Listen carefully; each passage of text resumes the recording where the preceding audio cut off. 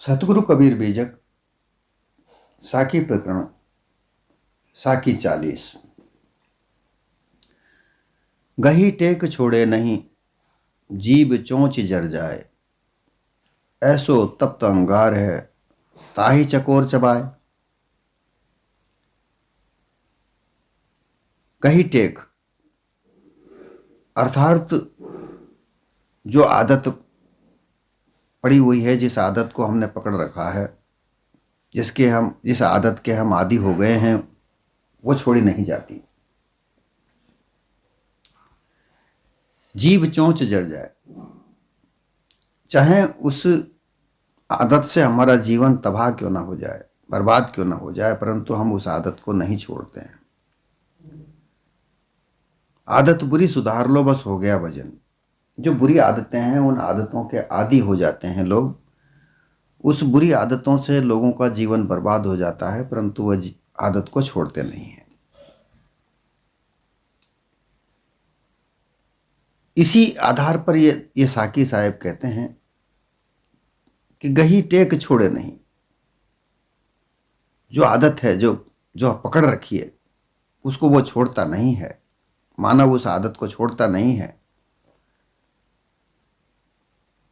उसमें जीव चोंच अर्थात तो मुख, चोंच अर्थात तो मुख में जीव। जिस प्रकार से शराब एक अत्यंत तीव्र, कड़वी, जलनदार पेय पदार्थ होता है, परंतु फिर भी उसे लोग पीते हैं। चाहे उसकी जीभ जले, चाहे मुंह जले, परंतु उसको वो पी जाते हैं। इसके लिए उन्होंने, साहब ने एक रूपक लिया है चकोर का, कि जैसे चकोर पक्षी होता है, वो तीतर के समान एक पक्षी होता है, जिसे पहाड़ी तीतर भी कहते हैं, जिसकी चोंच और आंखें लाल होती हैं, काले रंग का होता है, ऊपर सफेद चिकटियां भी होती हैं। कहा जाता है कि वह चंद्रमा के प्रति चकोर का बड़ा दृढ़ प्रेम होता है। वह उसकी ओर एकटक देखता है। जब पूर्णिमा को रात्रि में चंद्रमा को वो देखने लगता है, तो देखते देखते आधी रात में जब चंद्रमा ऊपर आता है, जब उसके सिर पर आ जाता है, तो उसे देखते देखते वो पीठ के बल गुड़क कर नीचे गिर पड़ता है, परंतु उसकी एकटक देखने की निगाह वो हटाता नहीं। ऐसे उसकी पूरी रात्रि देखने में बीत जाती है। अर्थात यह उस चकोर की आदत है, जिसके लिए वो इतना कष्ट देखता है, परंतु वह उसके तरफ से अपनी आंखें हटाता नहीं है। और उसकी एक आदत और भी है कि वह चकोर, उसकी आदत में ऐसी आदत बनी हुई है, उसका दृढ़ता ऐसी है, ऐसा संकल्प है, वह उसे कभी छोड़ता ही नहीं है। इसी में जब से चंद्रोदय होता है और जब अस्त होता है, तब तक वह उसे एकटक देखता रहता है। ऐसी अवस्था में यदि कोई उसके सामने खेर की लकड़ी का तप्त अंगारा भी ला के रख दे, तो वह उसकी चिंगारियों को भी परवाह ना करते हुए उसे चंद्रमा समझकर खा जाता है। ऐसा उसका दृढ़ निश्चय होता है, ऐसी उसकी पक्की आदत होती है।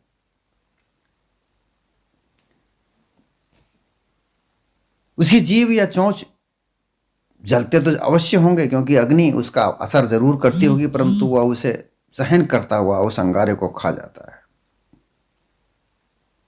यह उसकी एक आदत है, उसका दृढ़ निश्चय है, उसकी एक पक्की लगन है, ऐसा उसका संकल्प है। वो उसे छोड़ता नहीं है, उसे त्यागता नहीं।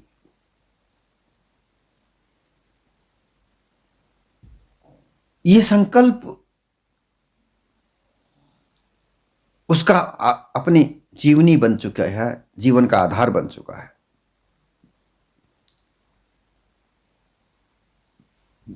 इसी को लेकर सदगुरु कबीर यहां एक निर्देश देते हैं, उपदेश देते हैं, समझाते हैं सब मानव को कि ऐसा निश्चय, ऐसी आदत, इस आदत से कैसे कैसे लोग कैसे कैसे अपने जीवन को इन आदतों से, इस आधार को अपनी लगन से अपने अंदर लगाकर अविषय वासना में डूबे हुए लोग अपनी आदत के द्वारा उस विषय वासनाओं को त्यागते नहीं हैं। वह उस आदत में इतने डूबे हुए होते हैं कि उन्हें कुछ नहीं दिखता। जिस भोग पदार्थ की आवश्यकता उन्हें होती है वह उसके लिए कुछ भी कर जाते हैं, परंतु उस भोग पदार्थ को प्राप्त करके रखते हैं।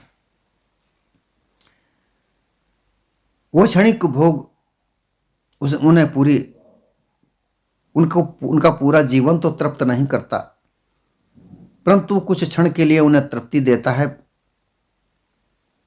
और वो उनको प्राप्त करने के लिए उसी अपना जीवन, पूरा जीवन उसी विषय वासना में अपने आप को डुबोकर अपने जीवन को समाप्त कर देते हैं। कई कई कष्ट उसमें आते हैं, परंतु उन कष्टों को भी वह झेलते हुए, वो कष्ट को उस जीवन में उतारते हुए भी अपने जीवन को उन विषय वासनाओं से अलग नहीं करते हैं। जो नशीली लोग होते हैं, परिवार के लोग उनका कई कई बार इलाज करवाते हैं, कई कई बार उनका जीवन बचाते हैं, परंतु फिर भी वो नशेड़ी अपना नशा नहीं छोड़ते, क्योंकि वो उसमें उनकी लगन लगी हुई है, नशे में उनको लगन है। जो वेश्यावृत्ति करते हैं उनकी वेश्यावृत्ति में लगन है। धन कमाने वाले लोग जिनको केवल धन कमाने में ही लगन है, उनका देवता ईश्वर कुछ भी है वह धनी है। उस धन कमाने के लिए वो छल कपट पाखंड करें, चाहे कुछ भी, किसी का गला काटें, किसी को धोखा दें, परंतु उन्हें धन चाहिए। उस धन कमाने के आगे उनको कुछ और दूसरी चीज सूझती ही नहीं है। अगर उनको कुछ समझाया जाए कि धन कमानी बुरी बात नहीं है, परंतु नेक नीति से धन कमाया जाना चाहिए, तो वो उलट के उस समझाने वाले को ही कहते हैं कि धन के बगैर तो कुछ नहीं है, धन कमाना पड़ेगा। और धन को कमाने के लिए झूठ भी बोलना पड़ता है, कपट भी करना पड़ता है, छल भी करना पड़ता है। अगर ऐसा नहीं करे तो धन आता नहीं है। ऐसी उनकी लगन होती है, ऐसी उनकी दृढ़ संकल्प होता है, और वो वैसे ही उसमें ही अपने जीवन को छल कपट, चोरी, मारधाड़, उनके बीच में ही उसको अपने जीवन को बिता देते हैं। फिर है विषय वासनाओं में पड़े हुए लोग भी इसी तरीके से अपने जीवन को विषय वासनाओं में ही बिता देते हैं। जहां उनको पशुआ कर्म करने होते हैं वो करते हैं, मानव कर्म की तरफ वो अग्रसर होते ही नहीं है। और इनमें उलझे हुए फिर वो अपने, जब इनको पर ज्यादा कष्ट होता है तो फिर वो गुरुआ प्रपंचियों के पास जाते हैं कि हमसे हमारे जीवन में ये कष्ट है, इस कष्ट को दूर करने का कोई उपाय बताइए। तो गुरुआ प्रपंची लोग भी उनको उन बुरी आदतों को छुड़ाने के लिए उपदेश नहीं करते। वो भी विभिन्न प्रकार के देवी देवताओं की पूजा आराधना करना बताते हैं और उनमें लगाकर उनकी आदतों को और ज्यादा मजबूत करते हैं, क्योंकि वह खुद भी उनकी आदतों से लगे हुए हैं। वो भी भक्त हैं, विभिन्न प्रकार के देवी देवताओं के वो भक्त बने हुए हैं। उन्हें उनकी भक्ति करने में ही धन प्राप्त हो रहा है, क्योंकि जो ऐसे लोग जो अपने जीवन को आदत से, बुरी बुरी आदतों में जकड़ कर कष्ट देखते हैं, उन कष्टों का निवारण करने के लिए उनके पास जाते हैं और उन कष्टों का निवारण वो देवी देवताओं की पूजा का आधार ही बताते हैं। और उस पूजा करवाने में, उस अनुष्ठान करवाने में, हवन यज्ञ करवाने में उनको धन प्राप्ति होती है। तो वो क्यों करके उनकी बुरी आदतों को सुधारने के लिए वो बोलेंगे? इस प्रकार से जो चकोर की जो बात है, उस बात से इस संसार में विभिन्न प्रकार के हमारे सामने जो दृश्य नजर आते हैं, विषय वासनाओं वाले, विषय वासनाओं में फंसे हुए लोग भी उसी तरीके से बुरी आदत के शिकार हैं। धन कमाने वाले धन के लालच में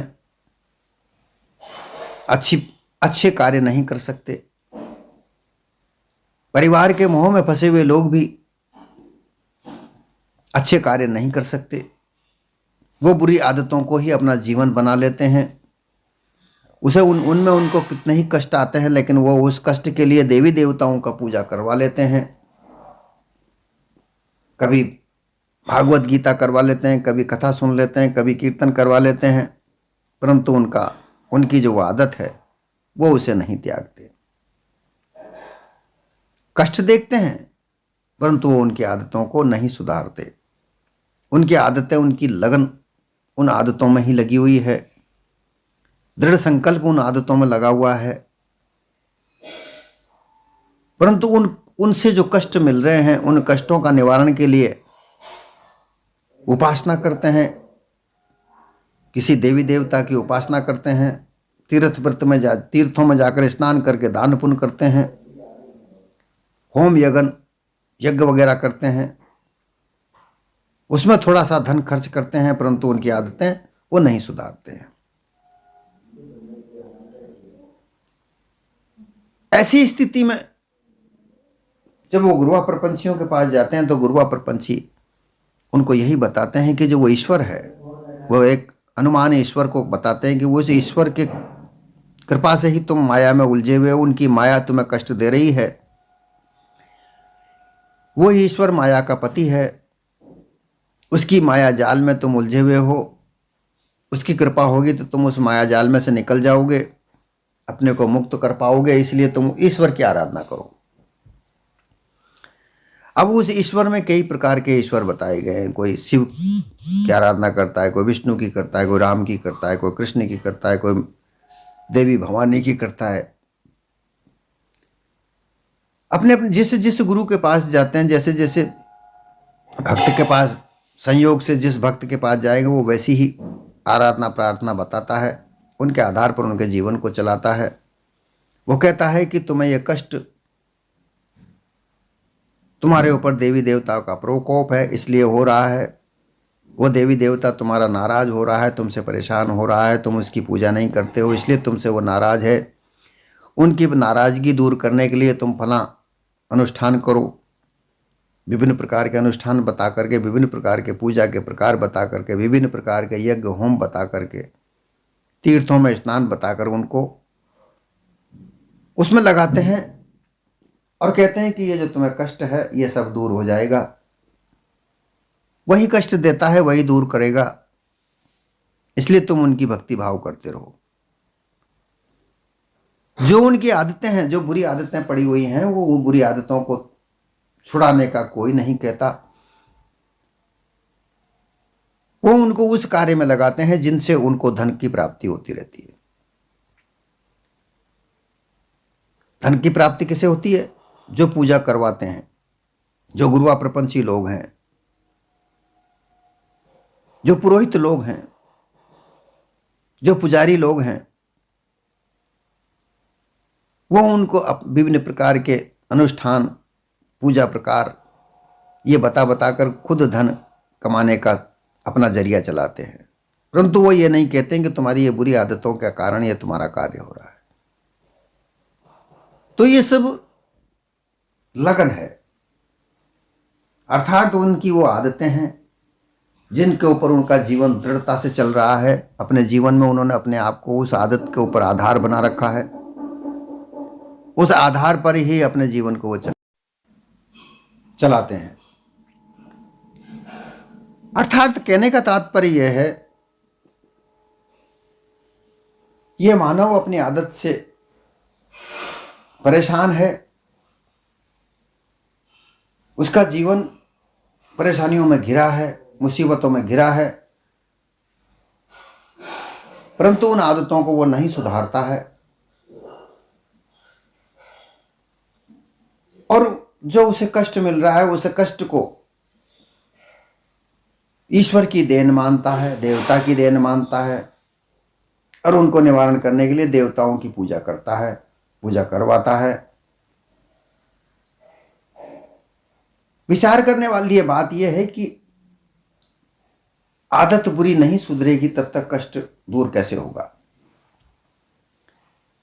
परंतु इसमें गुरुआ प्रपंची देवी देवताओं की, ईश्वर की आराधना प्रार्थना में लगाकर, भक्त बनाकर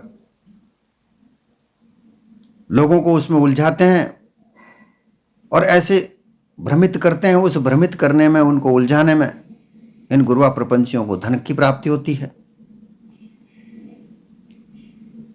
और जो कष्ट भोगता है, जो दुख देखता है, उसको ऐसा लगता है कि देवी देवता की वजह से ही मुझे कष्ट हो रहा है, परंतु उसको ये कष्ट का पता नहीं चलता कि इसका कारण क्या है। जो उसकी लगन है, जो उसकी आदत है, जिस पर वो दृढ़ता से विश्वास करता है, जिसके आधार पर वो जी रहा है, जिसका जीवन उसका चल रहा है, उस जीवन में उसकी कितनी सारी बुरी आदतें हैं जिसकी वजह से उनका जीवन परेशानी भोग रहा है, वो उसे समझ ही नहीं पाता, क्योंकि ऐसे समझाने वाले उसको मिलते ही नहीं है।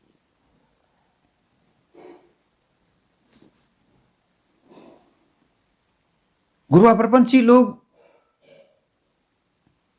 सर्वगुण निर्गुण भक्ति, परमात्मा की भक्ति, ये टेक लगाते हैं, ये लगन जगाते हैं।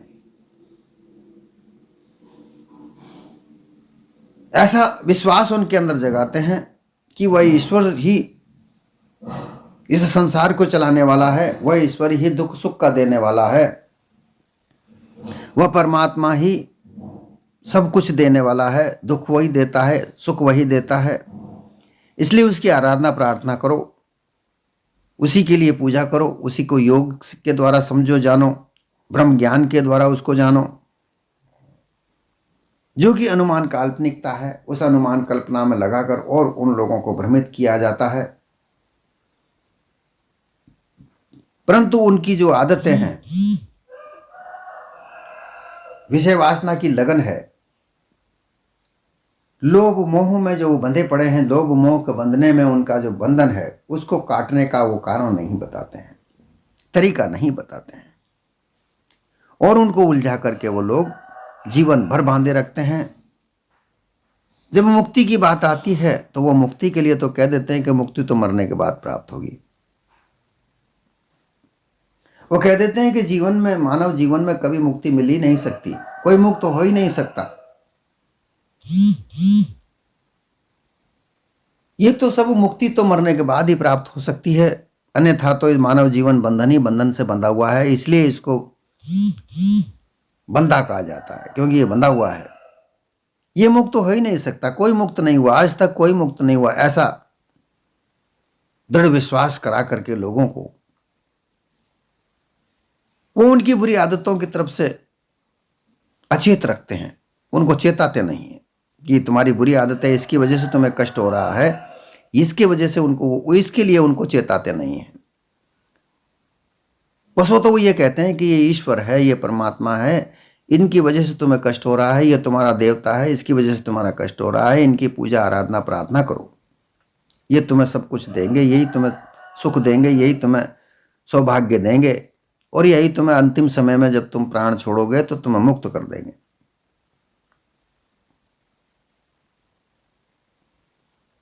सदगुरु ने जो चकोर का जो रूपक लिया, इसके आधार पर सदगुरु कबीर चेताना चाहते हैं कि जो चकोर की जो कहानी है, जो चकोर की जो आदत है, उससे यही सीख मिलती है कि आदतें बुरी भी होती हैं और आदतें खराब भी, अच्छी भी होती हैं। अच्छी आदतें जीवन को बर्बाद करती हैं, अच्छी आदतों के साथ लगकर आदमी, यह व्यक्ति अपने जीवन को उन्नत बनाता है, अपने जीवन को सरल, ऊंचे विचार वाला बनाता है, जिसमें किसी प्रकार की बाधाएं नहीं होती हैं। और जो बुरी आदतें हैं, उन बुरी आदतों में फंसकर यह मानव जीवन कष्टमय हो जाता है, विभिन्न प्रकार के कष्टों को भोगता है। इसलिए आदतें अच्छी भी होती हैं और आदतें बुरी भी होती हैं। तो मानव को बुरी आदतों का त्याग करना चाहिए, अच्छी आदतों पर अपने आप को अमल करना चाहिए, उनके ऊपर दृढ़ होना चाहिए। जैसी लगन विषय वासना के साथ, भोग पदार्थों के साथ, धन कमाने के साथ, परिवार को पालन पोषण करने के साथ लगाई जाती है, उसी प्रकार की दृढ़ निश्चय अच्छी आदतों के साथ किया जाए।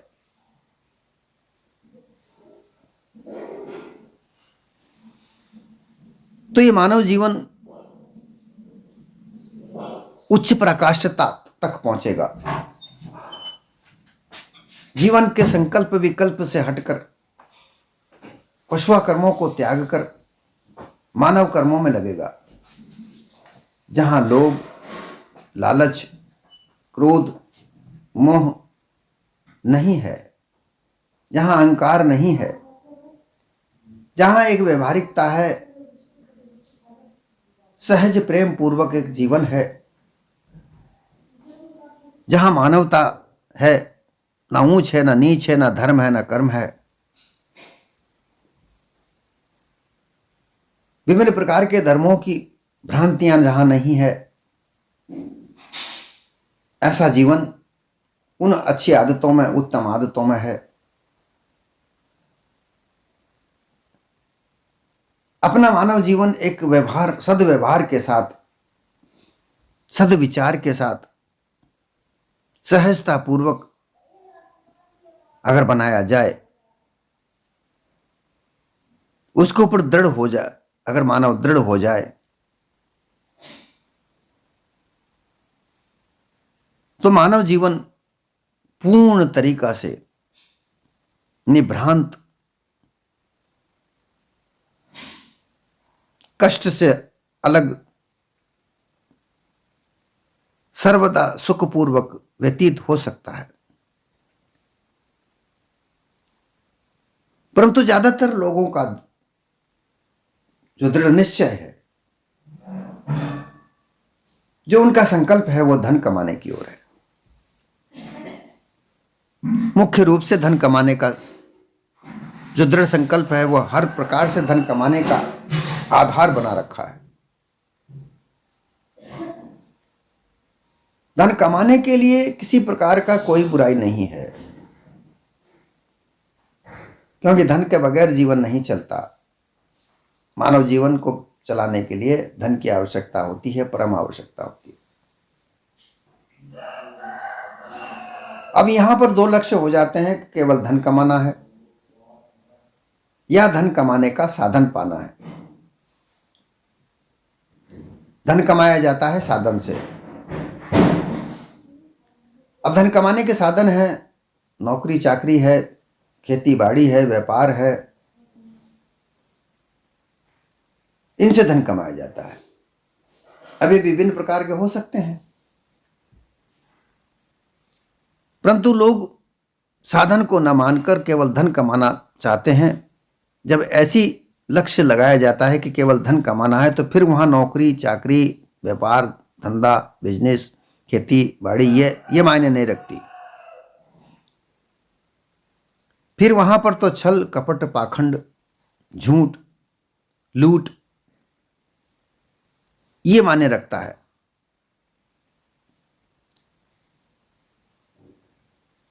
लोग धर्म के नाम पर बड़ा बड़ा चंदा देने वाले जो लोग हैं, जो अपने आप को महापापी, महापाप कर्मों में लगाए हुए होते हैं, उनके पास में अनाप शनाप धन भी आता है। वो अनाप शनाप धन कमाने वाले लोग ही धर्म कार्य में मोटी मोटी रकम चंदे में देते हैं, और वो ये समझते हैं कि हमारे पाप धुल जाएंगे।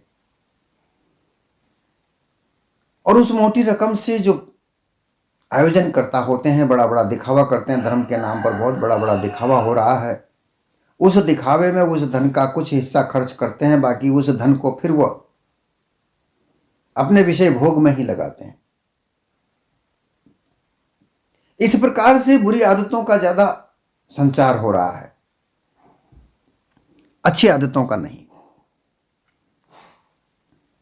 वो उन बुरी आदतों से कष्ट देखते हैं, विभिन्न प्रकार के बहुत कष्ट देखते हैं, परंतु उन कष्टों का वो ये कहकर अलग हटा देते हैं कि ये तो ईश्वर के द्वारा दी जा रही है, वो ईश्वर करेगा जो ही होगा,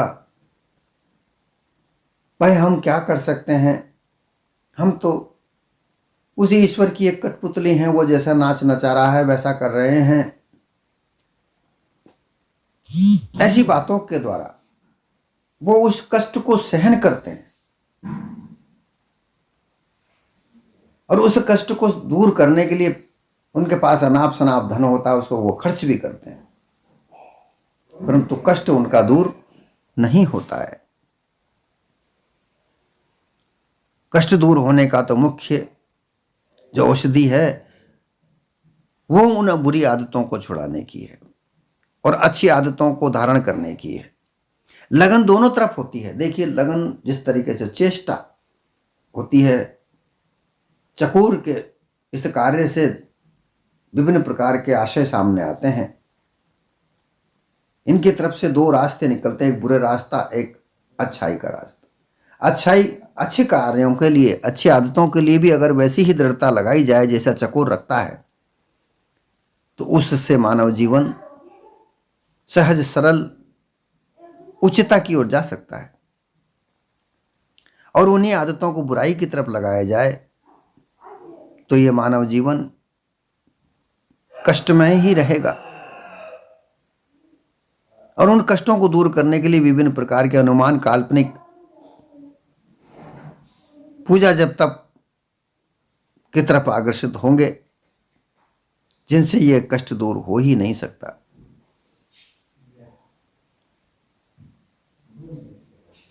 इसलिए सद्गुरु सत्य कहते हैं कि हे मुमुक्षु जनों, मुमुक्षु उसे कहा जाता है जो केवल मोक्ष की आशा रखे, जो मोक्ष प्राप्त करने के लिए अपने आप को दृढ़ संकल्प करे कि मुझे मोक्ष प्राप्त करनी है।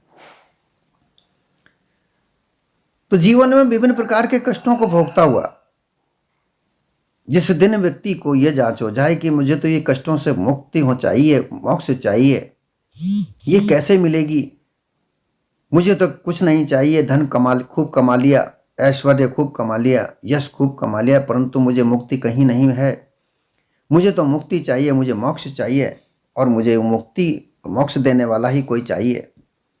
ऐसा उसको जिज्ञासु को मुमुक्षु कहते हैं। जब वो मुमुक्षुता धारण करके मोक्ष के प्रति अग्रसर होता है, फिर वह महात्माओं के पास जाकर यही प्रार्थना करता है कि मुझे कुछ नहीं चाहिए, मुझे मोक्ष चाहिए। तो मोक्ष का मतलब होता है मोह का क्षय हो जाना, मोह को भंग कर देना, मोह को समाप्त कर देना। अब ये मोह का समाप्ति कैसे हो?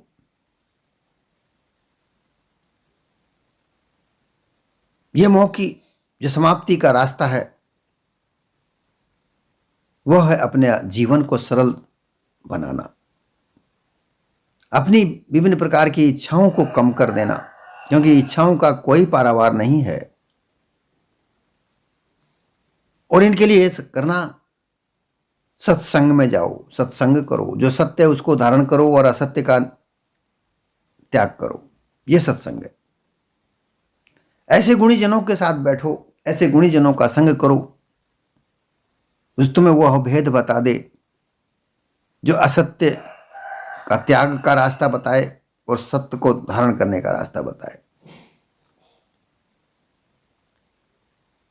त्याग का वैराग रास्ता है, जो बुरी आदत है उसे त्याग कर दे, उनके प्रति वैराग रखे। राग अर्थात प्रेम और वैराग अर्थात प्रेम नहीं करना।